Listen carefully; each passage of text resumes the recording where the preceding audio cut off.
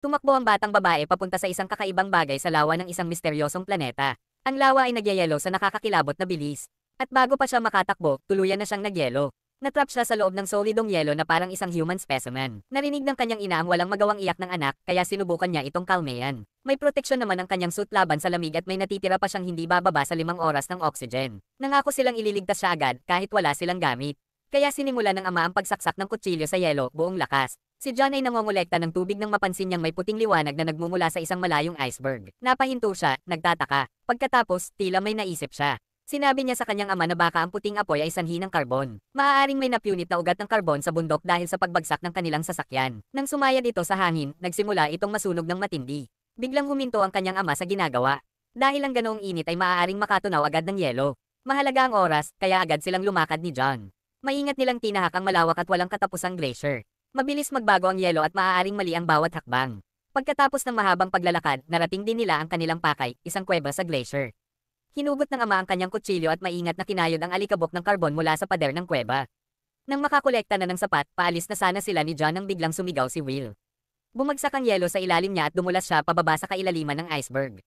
Sumilip ang ama sa kuweba na tila walang hanggan sa lalim habang paulit-ulit siyang sumisigaw. Pero patuloy na dumulas si Will hanggang sa tuluyan siyang huminto. Tinangkang tawagan ni Will ang ama pero walang signal ang radio. Wala siyang magawa kundi maglakad paalis sa kuweba. Pagkatapos ay nakita niya ito, isang lambak na sobrang ganda na parang panaginip. Biglang bumalik ang signal ng kanyang radio. Tumangala siya sa napakalaking glacier sa itaas at sinabing hindi na niya ito kayang akyatin pabalik.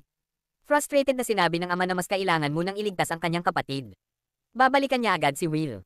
Natakot si Will at yamakap sa gilid ng isang puno ngunit naiintindihan niya ang desisyon ng ama. Umaasa na lang siyang hindi ito magtatagal. Nang umalis na ang ama, napansin ni Will ang mga makinang na tilamsik na lumulutang sa hangin, sinusundan siya papasok sa gubat. Hanggang sa marating niya ang isang bangin at nakita ang mas nakakamanghang tanawin ng planeta. Lalong dumami ang mga tilamsik at dinala siya sa pinagmumula ng mga ito. Isang bumagsak na spaceship pero halatang hindi ito gawa ng tao. Sobrang sira na ito. Lumapit si Will dala ang kanyang kamera para imbestigahan. Bigla niyang narinig ang isang ingay sa di kalayuan. At nakita niya, isang nilalang na alien. Agad siyang tumakbo palayo, lubos na takot. Panikang umakyat siya sa mataas na puno. Narating ng nilalang ang puno at tinangkang akyatin ito. Paanong nakikita mo ako? Sinubukan ng alien na umakyat pero hindi ito umabot. Si Will, nanginginig pa rin sa takot, ay dahan-daang umatras. Hindi niya namalayang may nilalang na pala sa likuran niya. Inabot siya ng nilalang at biglang sinugod siya ng isang hampas.